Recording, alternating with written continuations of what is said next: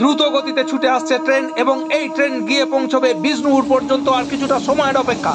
বড় গোপীনাথপুর থেকে জয়রামবাটি পর্যন্ত আজ সারাদিন ঠিক কী কাজ হলো, কটি বগি গেল এবং কিভাবে রেল লাইনটির যে সিআরএস হওয়ার জন্য কতটি প্রস্তুতি নিল এবং আজকে যে ইন্সপেকশন হলো, সমস্ত ঘটনাগুলি আজ আপনাদের সামনে তুলে ধরছি প্লেস রিভিউয়ার চ্যানেলের পক্ষ থেকে আমি প্রসূন। সেই সঙ্গে এই যে বিষ্ণুপুর থেকে তারকেশ্বর পর্যন্ত যে রেল লাইনটি গেছে সেটি ব্যতি রেখে যে লাইনটিতে যে বাস রাস্তায় করে যাওয়া হয় ঠিক তার ওপর থেকে আপনাদের কিছু দৃশ্য আপনাদের সামনে আজ উপস্থাপিত করব। পুরো ভিডিওটি দেখতে থাকুন। একদম আরামবাগ ঢোকার মুখে এবং এই দিকে দেখুন দেখা যাচ্ছে সেই যে আরামবাগের ব্রিজ, সেই ব্রিজটি, আর ঠিক এর উল্টো দিকে এই দিক দিয়ে চলে যাচ্ছে গোঘাট যে স্টেশন, সেই গোঘাট স্টেশন। এই রেল লাইন ধরে কিন্তু ট্রেনটি আগিয়ে যাবে এবং সোজা চলে যাবে একদম বিষ্ণুপুর স্টেশন পর্যন্ত। এবং আজ সারাদিন এই যে জয়রামবাটি পর্যন্ত সিআরএস হবে, সেই কারণে ঠিক কী কী কাজ হচ্ছে সেটি এখন আপনাদের সামনে উপস্থাপিত করছি। আজ জয়রামবাটি স্টেশন পর্যন্ত ডেপুটি ভিজিট করেন এবং সেই সঙ্গে এই যে ট্যাম্পিং মেশিন, এই ট্যাম্পিং মেশিনও কিন্তু সারাদিন চালানো হয়েছে। এই মুহূর্তে ট্যাম্পিং মেশিনে দেখুন তেল ভরার অর্থাৎ ডিজেল ভরার কাজ হচ্ছে। এটি ডিজেল ট্যাম্পিং মেশিন, জানেন যে এখনও ইলেকট্রিক ওয়্যারের সঙ্গে কানেকশান করে যে ট্রেন চালানো সেটি এখনও হয়নি, এর পরবর্তী ধাপেই সেটি হবে। এখন এতে ডিজেল ভরানো হচ্ছে এবং আজকে সারাদিন ধরে এই ট্যাম্পিং মেশিনটি অনেকবার রাউন্ড দেয় এবং এই ট্যাম্পিং মেশিনের কাজ কি সেটি আগেও আপনাদের বলেছি যে এই ট্যাম্পিং মেশিনগুলি ট্র্যাকের সঠিক যে সারিবদ্ধকরণ এবং যে স্থিতিশীলতা সেটা নিশ্চিত করে এবং এই রেল লাইনে যে নতুন করে যে ট্রেন চালানো হবে ঠিক এর পরের মুহূর্তেই ট্রেন চালানো হবে সেটিও দেখাচ্ছি। এই ট্যাম্পিং মেশিনের সঙ্গে দুটি বগি যোগ করে সেটি চালানো হচ্ছে।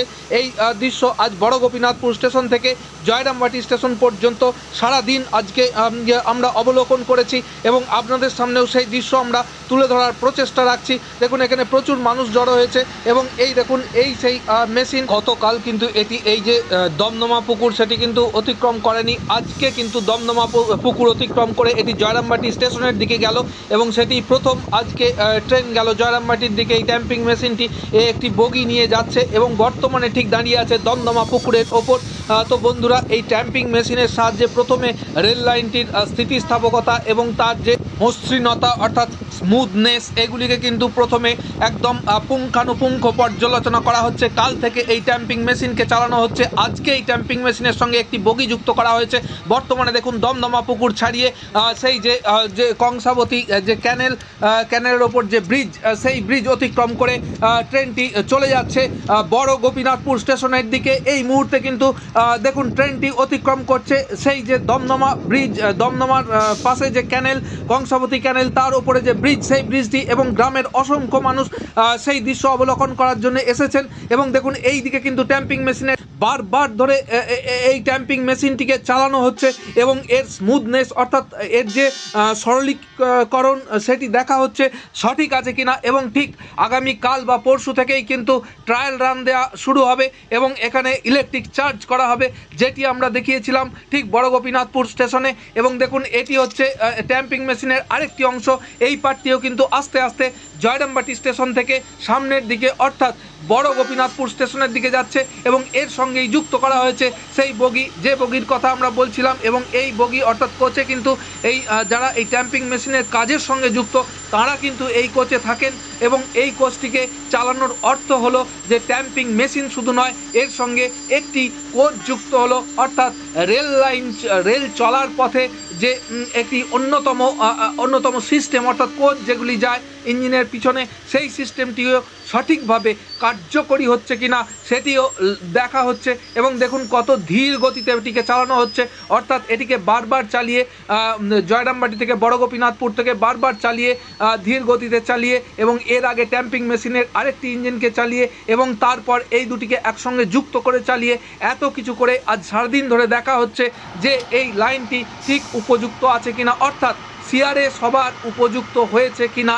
এবং এরপরই কিন্তু ইলেকট্রিক চার্জ করা হবে এবং তারপর ইলেকট্রিক যে ইঞ্জিন সেটি চালানো হবে। সে দৃশ্যও নিশ্চয়ই আমরা দেখাবো। প্লেস রিভিউয়ার চ্যানেল ফেসবুকেও আছে, সেখানেও নিশ্চয়ই আপনারা সঙ্গে থাকবেন। দেখুন এই ইঞ্জিনটিকে খুলে নিয়ে গিয়ে আবার সামনের দিকে নিয়ে যাওয়া হচ্ছে।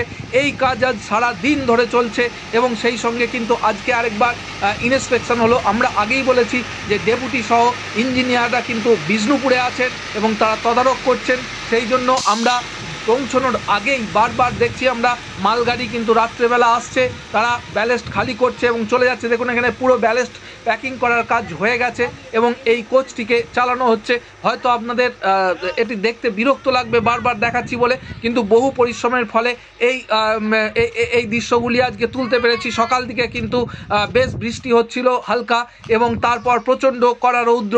তো তার মধ্যে আপনাদের সামনে শুধুমাত্র আপনাদের দেখানোর জন্যই এই দৃশ্যগুলি আমরা ক্যামেরাবন্দি করেছি এবং আপনাদের কাছে উপস্থাপিত করছি। তো বন্ধুরা, আগেই বলেছি আদ্রা থেকে জয়রামবাটি পর্যন্ত দুটি এক্সপ্রেস ট্রেন চলবে, যে কথা গতকালই আমরা জানিয়েছি এবং আগেও আমরা জানিয়েছি। বর্তমানে ময়নাপুর পর্যন্ত যে ট্রেনটি চলতো সেটি কিন্তু চালু আছে, চালু হয়েছে কুম্ভ মেলার শেষে, সেই র্যাকটি এসে পৌঁছানোর পরই চালু হয়েছে এবং এরপর এই দিকে যে এক্সপ্রেস ট্রেন চলবে, যে কথাটি আমরা যখন লাইনটি তৈরি হয় তখন থেকে বলেছি, অনেকেই হয়তো সে কথা বিশ্বাস করতে পারেননি, কিন্তু অচিরেই সেই দিন আসছে এবং সেদিন আর খুব বেশি দূরে নয়। তো বন্ধুরা, এইভাবে সঙ্গে থাকুন, প্লেস রিভিউয়ার চ্যানেলকে সঙ্গে রাখুন।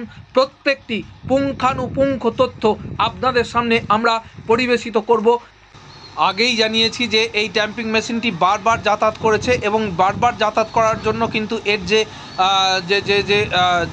জ্বালানি, সেই জ্বালানি কিন্তু প্রয়োজন হয়েছে এবং বারবার কিন্তু এখানে জ্বালানি যে ভরার কাজ সেটিও কিন্তু চলছে। জ্বালানিটি জানেন যে সড়ক পথে আনা হচ্ছে এবং এইখানে এনে এইখান থেকে এই ডিজেল অর্থাৎ তার যে ফুয়েল সেটি কিন্তু এর মধ্যে দেওয়া হচ্ছে। সেই দৃশ্য আপনাদের সামনে আমরা একবার উপস্থাপিত করছি। আপনারাও দেখুন যে সারাদিন ধরে এই যে ট্যাম্পিং মেশিন যাতায়াত করার জন্য তাদের জ্বালানির প্রয়োজন, কিভাবে সেটি ভরা হচ্ছে। এবার চলুন দেখাই সড়ক পথে যে বিষ্ণুপুর যাওয়ার রাস্তা সেটিও। হাওড়া থেকে ট্রেনে চেপে আপনারা বিষ্ণুপুর যেতে পারবেন। এখন আপনাদের যদি বিষ্ণুপুর যেতে হয় এই দিকে এই রাস্তা দিয়ে সোজা যাওয়া যায়।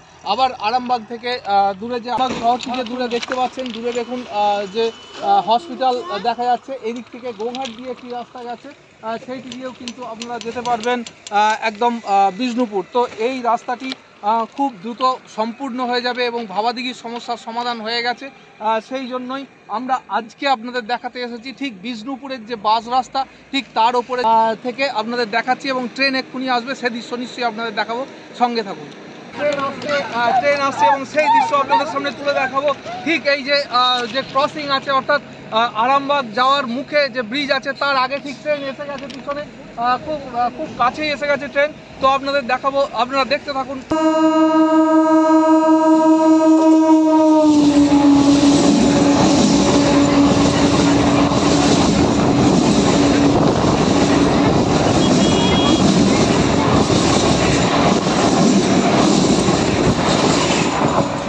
তো দেখলেন ট্রেন চলে যাচ্ছে এই মুহূর্তে একদম দ্বারকেশ্বর নদীর ওপর যে ব্রিজ, সেই ব্রিজের ওপর দিয়ে ট্রেন ছুটে চলেছে হাওড়ার উদ্দেশ্যে।